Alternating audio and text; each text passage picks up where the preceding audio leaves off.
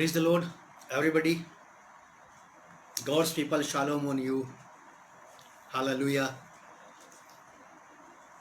परमेश्वर का धन्यवाद हो एक बार फिर से इस समय के लिए जो उसने आपको और मुझे दिया है कि हम लोग जो प्रभु यीशु मसीह के नाम के कहलाते हैं, जो हम यहाँ पर जमा हैं, प्रभु अपने वायदे के मुताबिक हमारे बीच में है, पवित्र आत्मा हमारे साथ है। इससे पहले कि हम आज की इस सभा को शुरू करें, इस संगति को शुरू करें, आज की शिक्षा को शुरू करें, चलिए हम लोग प्रार्थना करेंगे।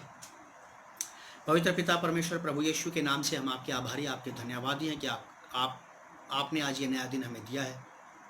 पिता, जब हम आपके वचन से सीखते हैं, आपका आत्मा हमारी अगुवाई करने पाए और हम वचन की सही गूढ़ गहरी रहस्यमयी बातों को समझ सकें प्यारे पिता। और पवित्र आत्मा जी, आप हम में से हर एक की मदद करें ताकि हम परमेश्वर के वचन को अपने हृदय में अधिकाई से जमने दें, ताकि हम परमेश्वर की बातों को और सही से जान सकें और वैसा कर सकें जैसा प्रभु हमसे चाहता है। प्रभु यीशु मसीह के नाम से इस प्रार्थना को हम मांगते हैं, आमीन।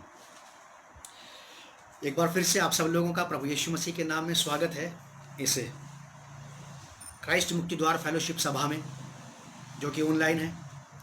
प्रभु का धन्यवाद करते हैं इस समय के लिए, इस अवसर के लिए कि उसने हमें ये अवसर दिया है।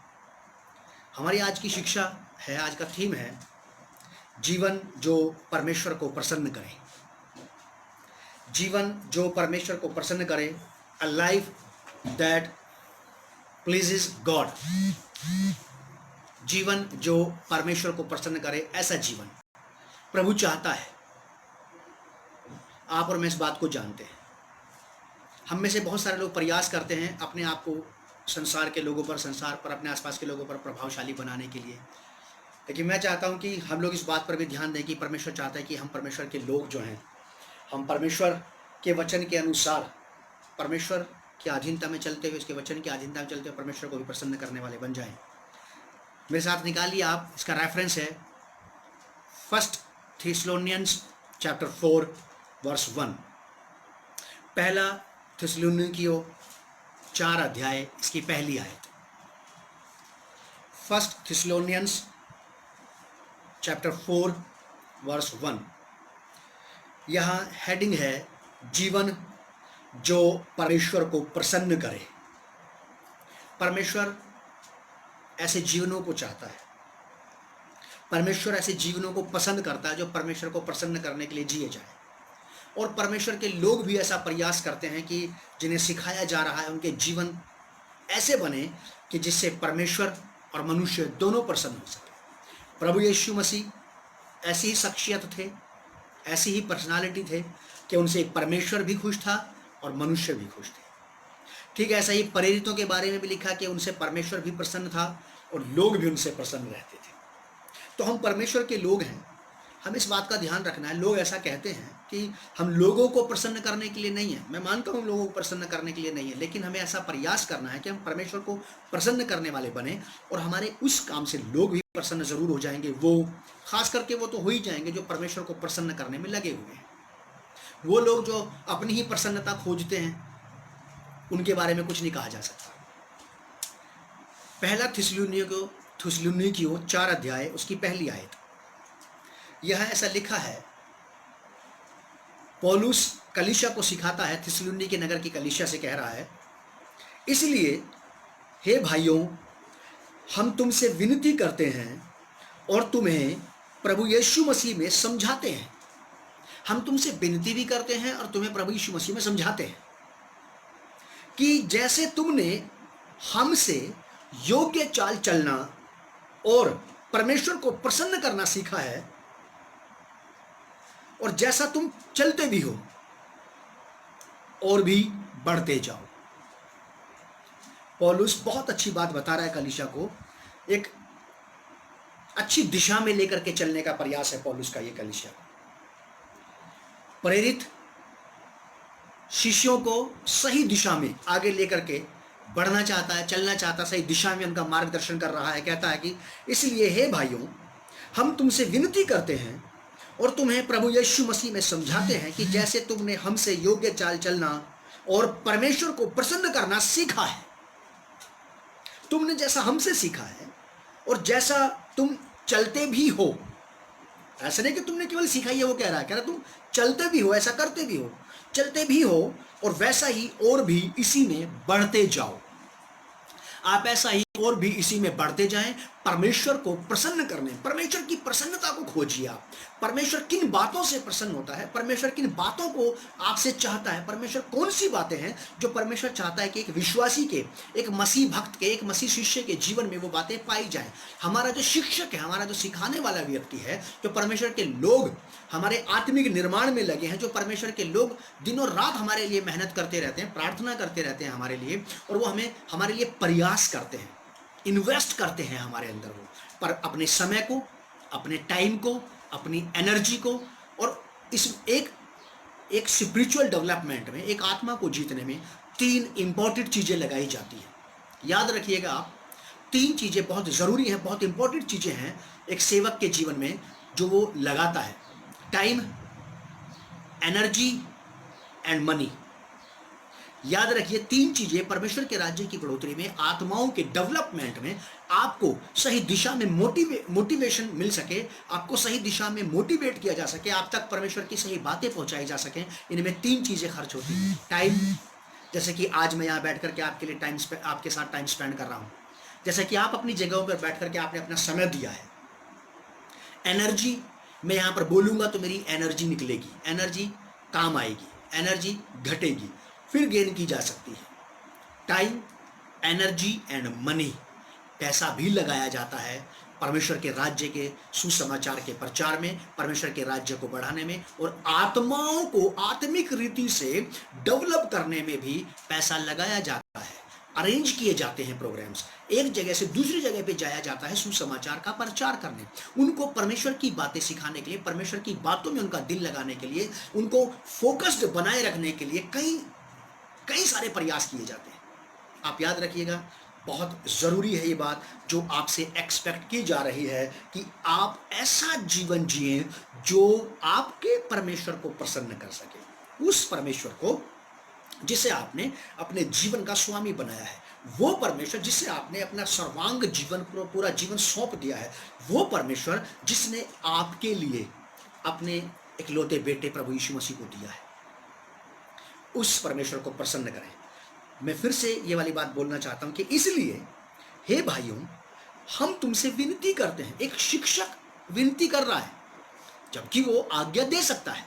सिखाने वाले को, शिक्षक को यह अधिकार है कि वो आज्ञा दे, डांटे, समझाए, ताकि परमेश्वर का जन परमेश्वर की बातों को मानने में सही सिधाई में आ जाए, ताकि परमेश्वर का जन परमेश्वर की बातों को मानने में सही तरीके से परमेश्वर के काम में लग जाए। और धन्य है वो लोग जो किसी परमेश्वर के सेवक को, विशेष करके अपने अगुवे को, जो उनको अगुवाई करता है, उसे अपने जीवन में ये अधिकार देते हैं, अपने जीवन में ये अधिकार देते हैं करेक्ट करने का, करेक्शन का अधिकार देते हैं, सही तरीके से लीड करने का अधिकार देते हैं कि यदि वो उनको किसी प्रकार से डांटता भी है तो उसकी डांट को सह लेने का।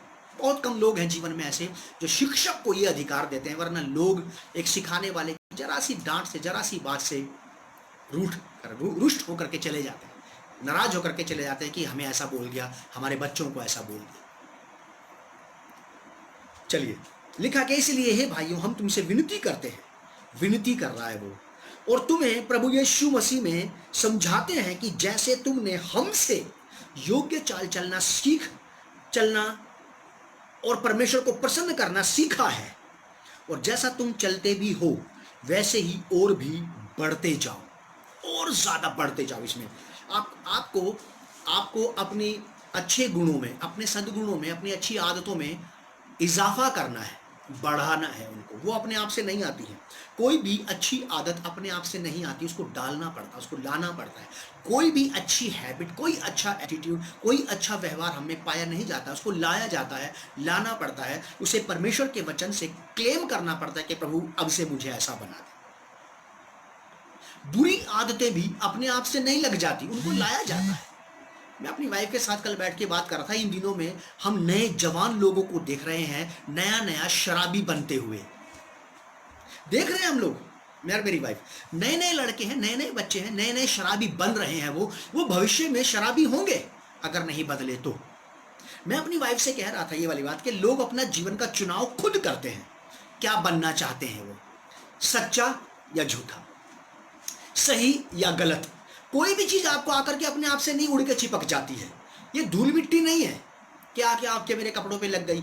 ये हैबिट्स हैं, एटीट्यूड्स हैं जो लाने पड़ते हैं, बुरे भी और अच्छे भी। ध्यान से सुनिएगा आप मेरी बात। पौलुस कलीसिया को प्रभु यीशु मसीह में ऐसा चाहता है कि वो परमेश्वर को प्रसन्न करने वाली बन जाए। और अगुआ ये प्रेरित बहुत ज़्यादा इच्छा रखता था इस बात की कि कलीसिया केवल इस बात पर ध्यान लगाए कि वो परमेश्वर को प्रसन्न करने वाली बन जाए, परमेश्वर को प्रसन्न करने वाली। बहुत सारे लोग इस बात को सिखाते हैं, मैं भी सिखाता हूँ कि हम मनुष्यों को प्रसन्न करने वाले होते तो परमेश्वर को प्रसन्न करने वाले नहीं बन सकते थे। लेकिन मैं ये भी चाहता हूँ कि आप मनुष्यों को भी प्रसन्न करें और परमेश्वर को भी प्रसन्न करें। मनुष्यों को प्रसन्न करने का मतलब ये है कि आप अपने भले जीवन से, अपने भले एटीट्यूड से, अपनी भलाइयों के द्वारा उनको आनंद पहुंचाएं, उनको खुशी पहुंचाएं, उनको सुख पहुंचाएं। आप उनके गलत बातों में शामिल होकर के नहीं, अपने आप से जो मैं और आप परमेश्वर के वचन से सीख रहे हैं, जो अच्छी बातें आप और मैंने प्रभु से ली हैं, उन बातों को व्यवहार में ला करके हम लोगों को प्रसन्न कर सकते हैं। लोग, बाइबल में लिखा कि हमारे बदले हुए चाल चलन को देख करके हमारे पिता की जो स्वर्ग में है उसकी महिमा करेंगे, और प्लस वो आपकी भी तारीफ करेंगे। बड़े अच्छे बच्चे हैं, बड़े अच्छे स्त्री पुरुष हैं, बड़े अच्छे जवान हैं, बड़े अच्छे बुजुर्ग हैं, बड़े अच्छे लोग हैं ये तो परमेश्वर के, और बहुत अच्छा जीने और चलने का प्रयास करते हैं और ऐसा करते हैं कि जिससे सब प्रसन्न हो जाए, मनुष्य भी और परमेश्वर भी। मेरे साथ निकालिए आप इसी थिस्सलुनीकियों की पत्री पहला अध्याय, इसका पहला थिस्सलुनीकियों दूसरा अध्याय 7वां पद। पौलुस कलीसिया को क्या बताता है, क्या कहता है? दूसरा अध्याय 7 पद में लिखा है, परंतु जिस तरह माता अपने बालकों का पालन पोषण करती है। डिजायर देखिए आप एक सेवक की, एक बिलीवर की, एक पास्टर की, ईमानदार प्रेरित परमेश्वर का, प्रभु यीशु मसीह का चुना हुआ नुमाइंदा प्रभु यीशु की महिमा चाहेगा। और जब तक किसी में क्राइस्ट का हार्ट ट्रांसप्लांट ना हो, जब तक किसी में क्राइस्ट का ही स्पिरिट ना आ जाए, तब तक कोई भी व्यक्ति ऐसे भारी भरकम शब्द नहीं बोल सकता। डेकोरेटेड वर्ड और स्पिरिचुअल रियल वर्ड में जमीन आसमान का अंतर होता है। पौलुस रसूल की, प्रेरित की हार्ट डिजायर, उसकी इच्छा देखिए आप, कहां चला गया वो। उसने प्रेरित बनाया है परमेश्वर ने, प्रभु यीशु मसीह ने पौलुस को प्रेरित बनाया है, कलीसिया को शिक्षा देने वाला बनाया है। और वो कलीसिया से कह रहा है कि मैं विनती कर रहा हूं। यहां कलीसिया से कहता, परंतु जिस तरह माता अपने बालकों का पालन पोषण करती है, एक सच्चे मसीह सेवक को ऐसे ही कलीसिया का पालन पोषण करना चाहिए, मां की तरह करती है, वैसे ही हमने भी तुम्हारे बीच में रहकर कोमलता दिखाई है। एक आदर्श मां, एक आदरणीय मां बड़ी विनम्रता से, बड़ी कोमलता से अपने बच्चों का पालन पोषण करती है, उनका लालन पालन करती है। वो छोटे बच्चे, बड़े बच्चे दिन में कितनी ही बार अपनी मां से सहायता मांगे, वो उनको सहायता देती है, पानी मांगे पानी देती है, खाना मांगे खाना देती है, उनके कपड़े धोती है, उनकी देखभाल करती है। स्कूल कॉलेज के बच्चों को खुद नहीं पता रहता उनके जूते चप्पल कपड़े कहाँ हैं, उनकी माँ को पता रहता है। एक पुरुष भी अपनी पत्नी पर ही आश्रित रहता है, अपनी माँ पर आश्रित रहता है। ये एक माँ की तरह एक भक्त सेवक की धारणा देखिए साहब आप। जिस दिन कलीसिया इस बात को समझ जाएगी कि एक अच्छे शिक्षक, एक अच्छे सिखाने वाला की आत्मा क्या है, उसका हृदय क्या है, क्यों वो हमारे पीछे लगा है। एक शिक्षक के अंदर क्राइस्ट का, गॉड का हृदय होना बहुत जरूरी है, और साथ ही साथ उसके अंदर माँ का हृदय भी होना जरूरी है।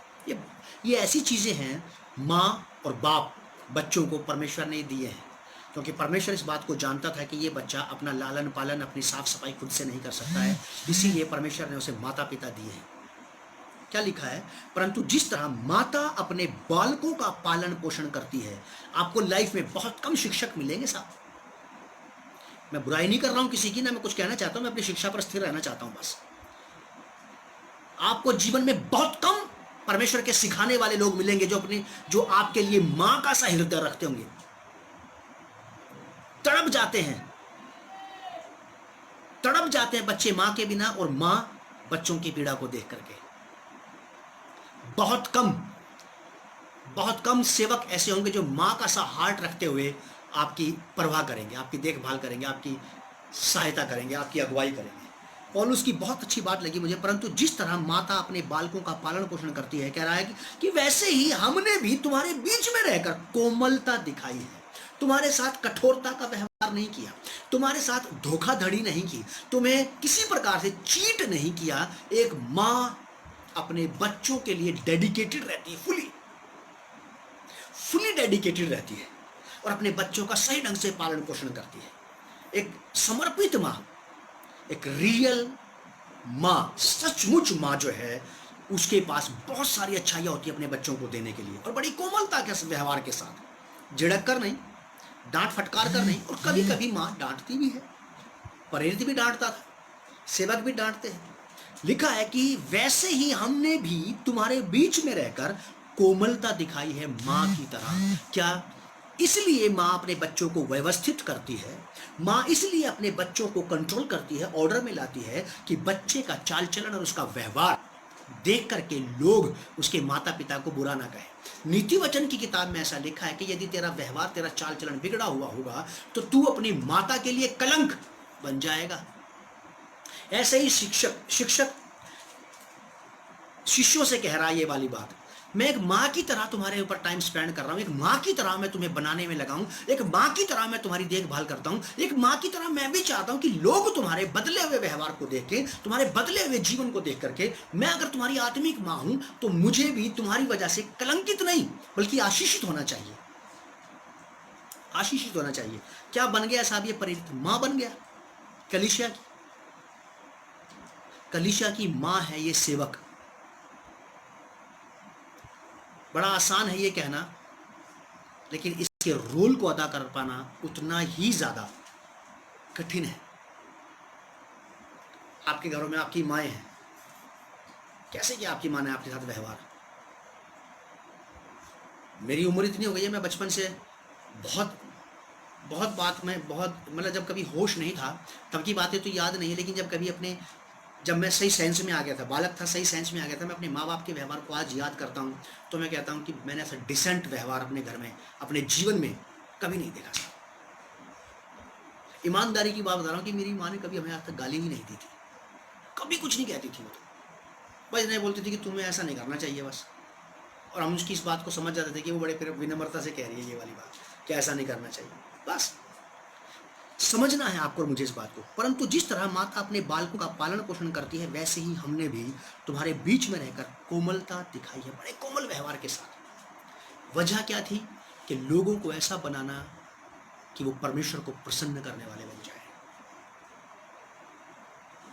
यही इसका दूसरा अध्याय 11 और 12 पद, यही 7 पद के नीचे की तरफ आ जाइए। 11 और 12 पद में पौलुस क्या कहता है यहाँ पे फिर से, तुम जानते हो कि जैसा पिता, अब वो बाप बन गया है आपका।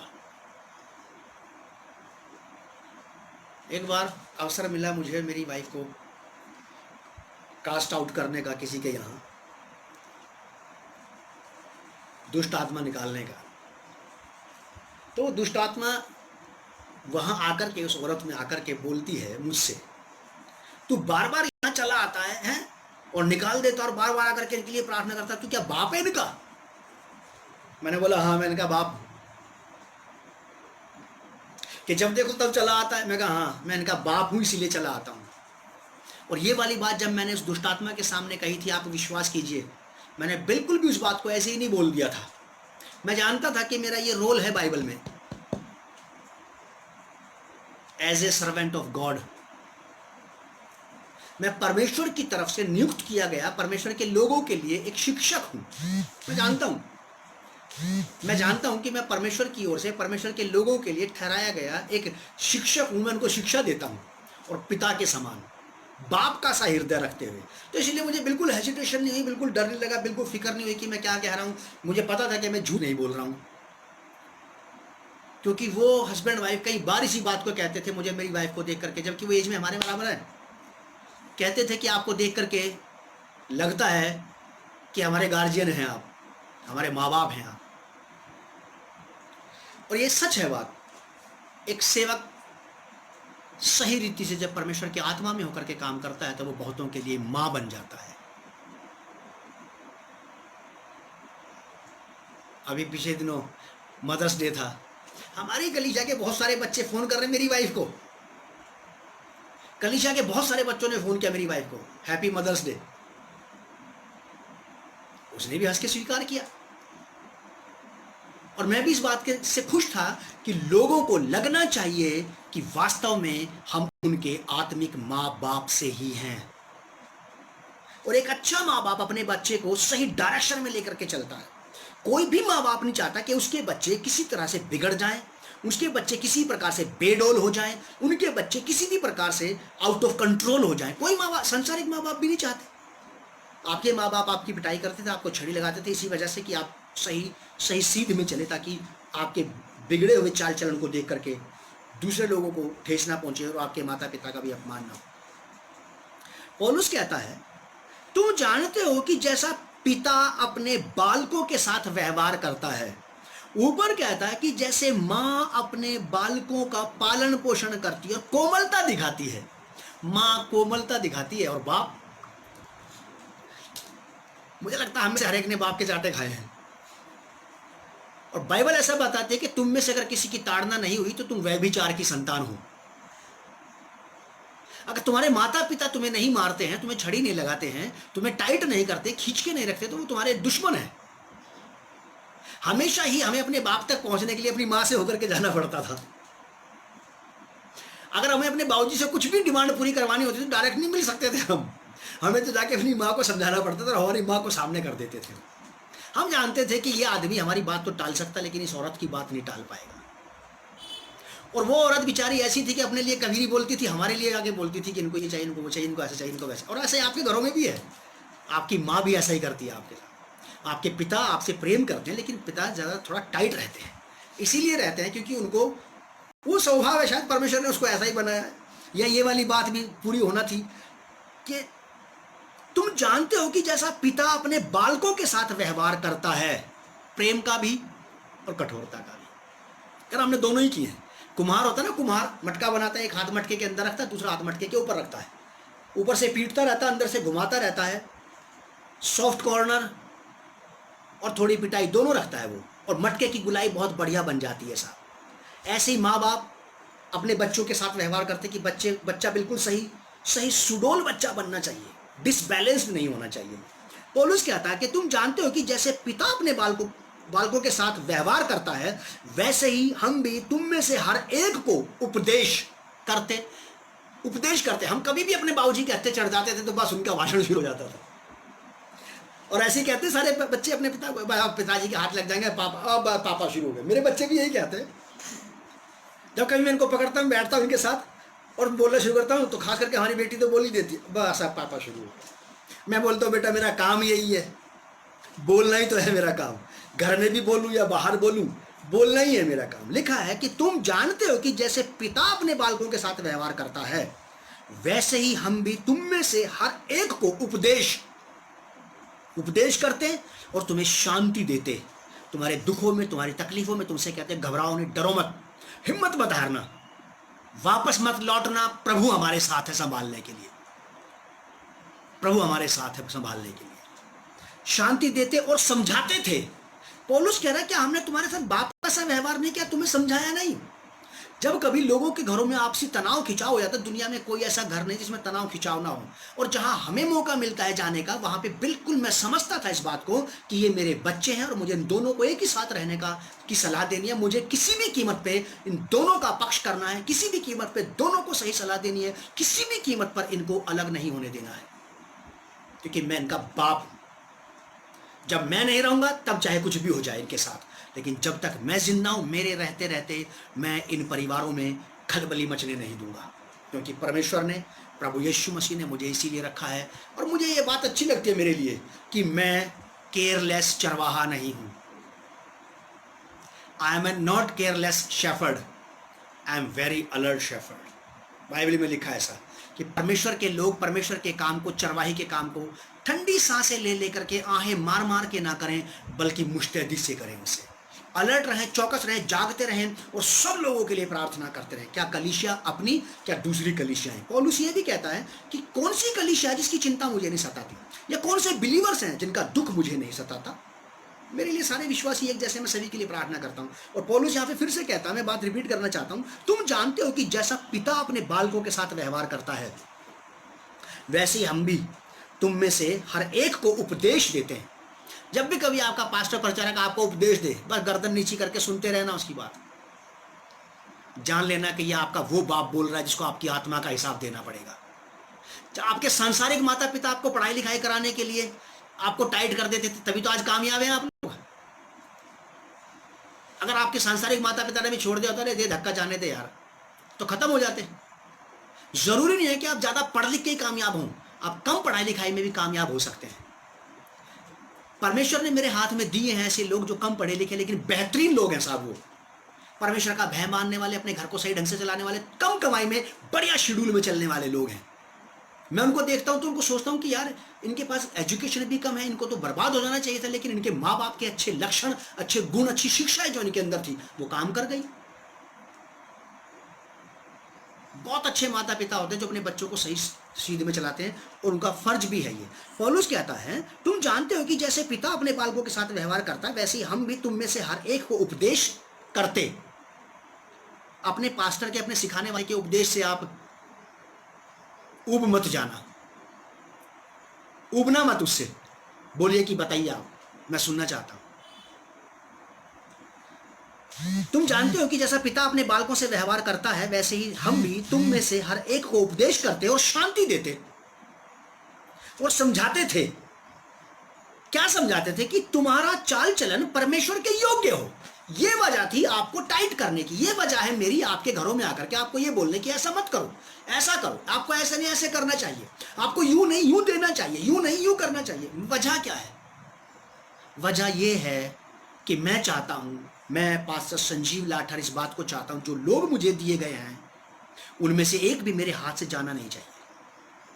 मैं ये चाहता हूं कि वो लोग जो मुझे दिए गए हैं, मैं उनको सीधा रास्ता बताऊं, परमेश्वर का सही मार्ग। और बताना ही नहीं है, आपके सामने चल करके भी दिखाऊंगा, मैं करके दिखाऊंगा पहले, ताकि मैं आपसे कह सकूं कि ऐसे ही करो। यहां लिखा है कि तुम्हारा चाल चलन परमेश्वर के योग्य हो। परमेश्वर एक बिगेस्ट पर्सनालिटी है। आप में से किसी को अगर एक सीएम पद परमेश्वर के पद के सामने बहुत छोटा है, चीफ मिनिस्टर का, प्राइम मिनिस्टर का पद भी खुदा के सामने बहुत छोटा है। याद रखिएगा आप इस बात को। हम उनका आदर करते हैं, वो हमारे देश के एक अच्छी अथॉरिटी है, लेकिन अगर ये कभी ऐसा अवसर आ जाए मेरे सामने कि परमेश्वर का, यीशु मसीह का आदर करना है, और उनके आदर करने में अगर कभी चुनाव करना पड़े, तो मैं सबसे पहले प्रभु यीशु मसीह का चुनाव करूंगा, क्योंकि वो मेरे जीवन का स्वामी है, मुझे पैदा करने वाला, मुझे यहीं से वहां तक पहुंचाने वाला, अपने पास तक। तो लिखा है कि तुम्हारा चाल चलन परमेश्वर के योग्य हो, परमेश्वर की शिक्षा से मेल खाता हुआ, उसके अकॉर्डिंग हो, उसको भाने वाला होना चाहिए। ये वजह थी प्रेरित की, प्रयास करने की, परिश्रम करने की, कि तुम्हारा चाल चलन परमेश्वर के योग्य हो, जो तुम्हें अपने राज्य और महिमा में बुलाता है। जिसने आपको अपने राज्य में और अपनी महिमा में बुलाया है। आप अगर किसी एक अधिकारी के सामने पहुंचना हो आपको, तो आप क्या सोचते हो? क्या आप ऐसी उबड़ खाबड़ हालत में पहुंच जाओगे उसके सामने? बिल्कुल नहीं पहुंच सकते साहब। आप प्रयास करेंगे, अपनी गरीबी की हालत में, अपनी तंगहाली की हालत में भी आप प्रयास करेंगे कि आप सही से वस्त्र पहन करके ठीक तरीके से उसके सामने जाकर के पहुंचे। हुजूर सर, मुझे आपसे ये वाली बात है, मुझे आपसे ये काम है। एक साधारण मनुष्य के सामने पहुंचने की हम तैयारी करते हैं। पौलुस कहता है कि तुम्हारा चाल चलन परमेश्वर के योग्य हो, जो तुम्हें अपने राज्य और महिमा में बुलाता है। ये प्रयास है। पौलुस की ये वजह थी लोगों में परिश्रम करने की। इसलिए वो चाहता था कि लोगों में ये प्रयास किया जाए, परिश्रम किया जाए, कि जब ये लोग परमेश्वर के सामने पहुंचे तो परमेश्वर इनको देख करके कह सके कि इनमें मेरी शिक्षा अभी भी जिंदा पाई जाती है, इनमें मेरी शिक्षा अभी भी पाई जाती है। एक सेवक का ये परिश्रम है आप में, एक अच्छे सिखाने वाले का ये परिश्रम है। मालूम है आपको एक सेवक आप में क्या इन्वेस्ट करता है? Time, energy, money. याद रखिएगा, टाइम, एनर्जी, मनी, 3 चीजें आप में लगाता है वो सेवक।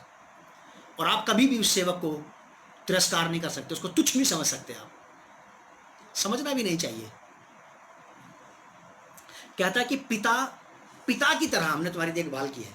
नीति वचन का मुझे एक याद आ गई एक बात। वहां पे नीति वचन की किताब 22 अध्याय के 20 और 21 पद में ऐसा लिखा है कि मैं बहुत दिन से तेरे हित के उपदेश लिखता आया हूं। ताकि मैं तुझे वो बातें सिखा दूं और तू उन बातों को मानने में ऐसा धुरंधर हो जाए, ऐसा चौकस हो जाए कि जो भी कोई व्यक्ति तुझे किस काम में लगाए तो तू उन लोगों को उस काम का सही उत्तर दे सके। मतलब अगर तुझे कोई बात बताई गई है तो उस बात को तू पालन करके लोगों को बिना बोले सही उत्तर दे सकता है। जैसा कि 12वीं आयत में लिखा है कि तुम्हारा चाल चलन परमेश्वर के योग्य हो। पौलुस अपनी कलीसिया से, अपने शिष्यों से, अपने चेलों से, जिनकी रिस्पॉन्सिबिलिटी उसको मिली थी, जो जिम्मा प्रभु यीशु मसीह ने उसको दिया था जिन भेड़ों का, उनको सिखाने का, उनके बारे में कहता कि मैं भरसक प्रयास करता हूं तुम्हारे बाप के समान कि तुम्हारा चाल चलन परमेश्वर के लायक होना चाहिए। कहीं ऐसा ना हो कि तुम परमेश्वर की बातें तो करते रह जाओ और परमेश्वर, हमारी बातें और हमारा व्यवहार दोनों में कोई मैचिंग ना हो। हमारी बातें और व्यवहार की मैचिंग होना चाहिए, ये वजह थी उसकी। नीतिवचन की किताब 22 अध्याय 20 और 21 पद को आप अपने घर में पढ़िएगा। यही इसी का पहला थिस्सलुनीकियों 3 अध्याय इसका 10 पद क्या कहता है पौलुस कि हम रात दिन बहुत ही प्रार्थना करते रहते हैं। आपका सेवक, आप जिस भी कलीसिया के मेंबर हैं, जिस भी सेवक से जुड़े हैं, उसमें ये एबिलिटी, ये खूबी पाई जानी चाहिए। इन्वेस्टमेंट देखिए पौलुस का, पौलुस रसूल का, प्रेरित पौलुस का इन्वेस्टमेंट देखिए कलीसिया में। बड़ा अच्छा लगता है, बहुत ही अच्छा लगता है जब लोग आपके परिश्रम के बारे में बात करते हैं। जब लोग मेरे परिश्रम के बारे में बात करते हैं मुझे बड़ा अच्छा लगता है। और मैं परमेश्वर का धन्यवाद इस बात के लिए करता हूं कि प्रभु जो काम मैं और मेरी वाइफ कर रहे थे वो आज साकार हो गया है, सामने आ गया है। परमेश्वर के एक जानने वाली बात, कुछ बात कही हमारे बारे में, ऐसी बात चल रही थी, उनके साथ बैठा था मैं, तो हमारे बच्चों के बारे में उसने बोला कि जो आज आपके बच्चे इस प्रकार से फुल टाइम मिनिस्ट्री की तरफ बढ़ रहे हैं, पास्टर साहब, ये आपका आज ही का इन्वेस्टमेंट नहीं है, ये सालों की प्रार्थना है और सालों का इन्वेस्टमेंट है आपका और आपकी पत्नी का, जो आपके बच्चों में अब दिखाई दे रहा है। मुझे बड़ी अच्छी लगी ये वाली बात कि प्रभु मेरा और मेरी पत्नी का परिश्रम व्यर्थ नहीं गया, और ऐसे ही मेरा और मेरी पत्नी का परिश्रम इस कलीसिया के लोगों के लिए भी व्यर्थ नहीं जाना चाहिए। जो प्रयास मैं इनमें कर रहा हूं, जो चीजें मैं इनके अंदर डाल रहा हूं, ये सारे के सारे जब परमेश्वर के सामने या लोगों के सामने पहुंचे तो लोग मुझसे इनको देख करके कहें कि पादरी साहब आपका परिश्रम फला व्यक्ति में, फला स्त्री में, फला पुरुष में दिखाई देता है, आपकी शिक्षा उसमें दिखाई देती है। मुझे बड़ी अच्छी लगती है ये वाली बात, और मैं प्राउड की बात नहीं कर रहा हूं, अच्छा इसलिए लगता है कि मैं कह सकता हूं प्रभु मैं आपका धन्यवाद देता हूं कि जो काम आपने करने के लिए मुझे दिया था मैंने उसको कर दिया है। यीशु मसीह ने भी यही वाली बात कही थी कि हे पिता, जो काम तूने मुझे इस पृथ्वी पर करने के लिए दिया था मैंने उसको पूरा करके तेरी महिमा की है। अब तू मेरी महिमा उस महिमा से कर जो मेरी महिमा तेरे साथ जगत की उत्पत्ति से पहले थी। तो मैं बाइबल के फ्रेम में रहता हूँ साहब, मैं बाइबल के बिल्कुल फ्रेम में रहता हूँ। अगर मैं प्राउड भी करूंगा तो बाइबल के फ्रेम में रह करके ही करूंगा। मैं प्रभु का बहुत धन्यवाद करता हूँ, उसने मुझे बहुत सिखाया है साहब, और सिखाया है और मैं अभी भी सीख रहा हूं उससे। लिखा है कि 10 पद में, पहला थिस्सलुनीकियों 3 अध्याय 10 पद, हम रात दिन बहुत ही प्रार्थना करते रहते हैं कि तुम्हारा मुंह देखें और तुम्हारे विश्वास की घटी पूरी करें। जब डिस्टेंस बढ़ जाता है, लॉकडाउन में ऐसा डिस्टेंस बढ़ गया है कि मैं प्रार्थना कर रहा हूं प्रभु मुझे अवसर दें कि मैं आप लोगों को विजिट करने आ सकूं, आपके चेहरे देख सकूं, आप लोगों से मिल सकूं, आपको देख करके फिर से परमेश्वर के आत्मा में होकर के आपको एक आशीर्वाद दे सकूं ताकि आप उसमें और मजबूत हो जाएं। ऐसा नहीं है कि हम अपने घर में खुश हैं, आप अपने घर में खुश, मिलना तो आप भी चाहते हैं ना हमसे, हम भी मिलना चाहते हैं। हम दोनों पति पत्नी बात करते रहते हैं कि जैसे लॉकडाउन खुलेगा दोनों फिर से अपने काम में लग जाएंगे, और परमेश्वर देगा ये अवसर। प्रार्थना कीजिए आप। पौलुस कहता कि तुम्हारी प्रार्थनाओं के द्वारा से मैं तुम्हें दे दिया जाऊंगा। हम भी प्रार्थना कर रहे हैं कि परमेश्वर हमारी प्रार्थनाओं को सुन के आपको हमें दे दे। हमें दे दे का मतलब यह है कि फिर से अवसर मिले कि आप और हम अपने आपस में बैठें, घरों में बैठें, फेलोशिप हो, प्रार्थनाएं हो, और ज्यादा प्रभु की बातें सीखें, और ज्यादा हम लोग आत्मिक रीति से मॉडिफाई होते चले जाएं, और ज्यादा आत्मिक रीति से रिफाइन और ज्यादा शाइन होते चले जाएं, एक दूसरे के साथ संगति करके, रगड़ खा के। हम रात दिन बहुत ही प्रार्थना करते रहते हैं कि तुम्हारा मुंह देखें और तुम्हारे विश्वास की घटी पूरी करें। अगर किसी को किसी प्रकार से विश्वास की कोई घटी है, जब किसी प्रकार से कोई किसी संघर्ष में है, स्ट्रगल में है, कि क्या करें क्या ना करें, तो उस व्यक्ति को जाकर के फिर से मोटिवेट करना, उसे फिर से जाकर के क्रेज देना, उसे फिर से जाकर के इंकरेजमेंट देना, फिर से जाकर के उत्साहित करना, फिर से उसे बलिष्ठ करना, तंदुरुस्त करना, और ये कहना कि इसी मार्ग में दौड़ते चले जाओ, रुकने की जरूरत नहीं है, तुम बिल्कुल सही हो, तुम्हारा रास्ता बिल्कुल सही है, तुम्हारी शिक्षा बिल्कुल सही है, और तुम खुदावंद यीशु मसीह के मार्ग में हो, बढ़ो आगे।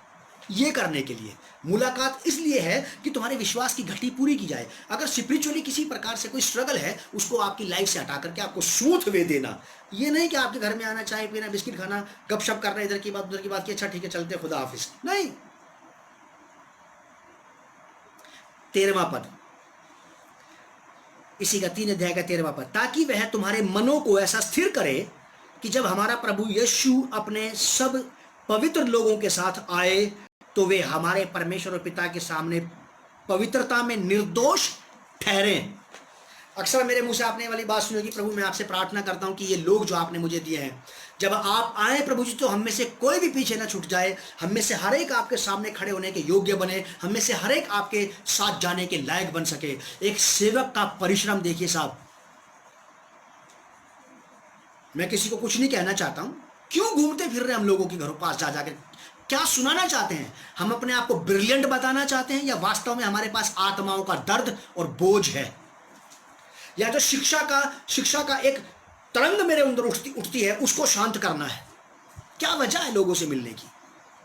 अगर ये वजह नहीं है, ये हार्ट, ये सोल, स्पिरिट, ये माइंड, ये एटीट्यूड नहीं है पौलुस के समान, तो मैं सोचता हूं साहब के पास फिर तो हम लोग अपने अपनी ख्वाहिशों को पूरा करने में ही लगे।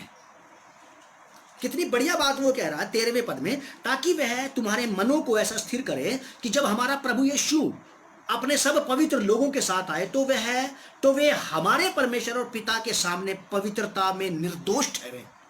ये इन्वेस्टमेंट आपके लिए किया जा रहा है। आपके रिश्तेदार नहीं कर सकते ये इन्वेस्टमेंट आपके अंदर, कि आप परमेश्वर के सामने पवित्र ठहरें।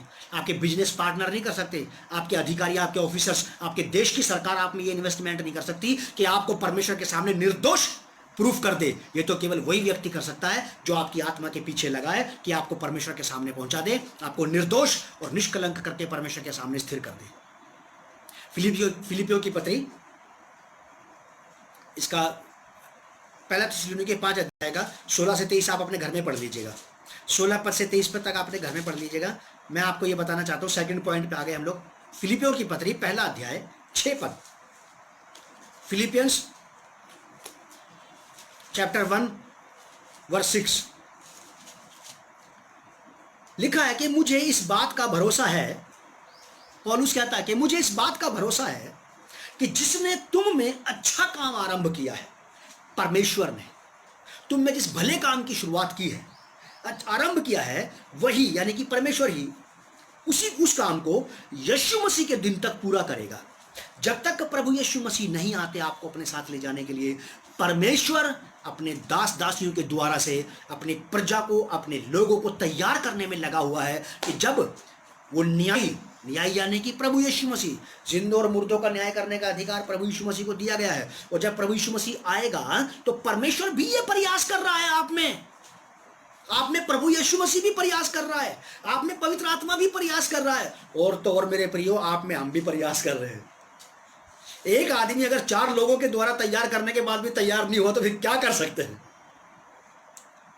फिर क्या दें? आखिर 4 लोग आपको तैयार करने में लगे हुए हैं, स्वयं परमेश्वर, प्रभु यीशु मसीह, पवित्र आत्मा, और इन सेवकों सेविकाओं को भी छोड़ रखा है तैयार करने के लिए इस जमीन पे, कि मेरी प्रजा को योग्य बनाओ कि वो मेरी बादशाही में शामिल हो सके। और क्या चाहिए?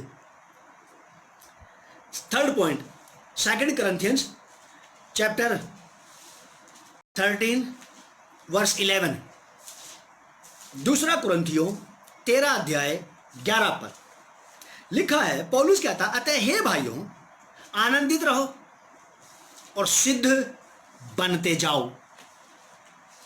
सिद्ध बनते जाओ हमारा थीम है, परमेश्वर को प्रसन्न करने वाले लोग। परमेश्वर को प्रसन्न करने वाले लोग चाहिए। परमेश्वर को। ऐसे बनते चले जाओ कि आप अपने जीवन से, अपने व्यवहार से, अपने डेली लाइफस्टाइल से, अपने रोजमर्रा के जीवन से, अपनी व्यवहारिकता से, बोली भाषा से, तौर तरीके से, घर में, घर के बाहर, अपनों के साथ, परायों के साथ, नयों के साथ, पुरानों के साथ, कैसे ही लोग मिल जाएं, उससे कोई लेना देना नहीं है, लेकिन बस हमारा एटीट्यूड सेम रहना चाहिए, हमारा क्रिश्चियन लाइफस्टाइल सेम रहना चाहिए हर एक के साथ। यही तो कह रहा वो, क्या कह रहा कि अतः हे भाइयों आनंदित रहो, सिद्ध बनते जाओ, होते जाओ। ऑटोमेटिकली थोड़ा हो जाएगा, ऑटोमेटिकली नहीं हो सकता, बनना पड़ता। मैंने आपको बताया था ना कि बुरा भी बनना पड़ता है और अच्छा भी बनना पड़ता है। आपको चुनाव करना पड़ेगा। आप बुरी हैबिट्स लेना चाहते हैं, गुड हैबिट्स लेना चाहते हैं, आप प्रैक्टिस कीजिए उसके साथ। जैसी प्रैक्टिस करेंगे वैसा रिवॉर्ड आ जाएगा, वैसा रिजल्ट आ जाएगा। यहां पौलुस हमें ये कह रहा है कि बनते जाओ, सिद्ध बनते जाओ आप, और ढाढ़स रखो, एक ही मन रहो, सिद्ध बनते जाओ, क्योंकि परमेश्वर ऐसे लोगों को पसंद करता जो परमेश्वर को प्रसन्न करने वाले बन जाए। वो आपसे एक्सपेक्ट करता है ये वाली बात। लास्ट की बात बता करके मैं खत्म करूंगा, ऐसे हम लोग आगे बढ़ेंगे। इफिसियों की पत्री 4 अध्याय पहला पद, इफिशियंस चैप्टर 4 वर्स 1।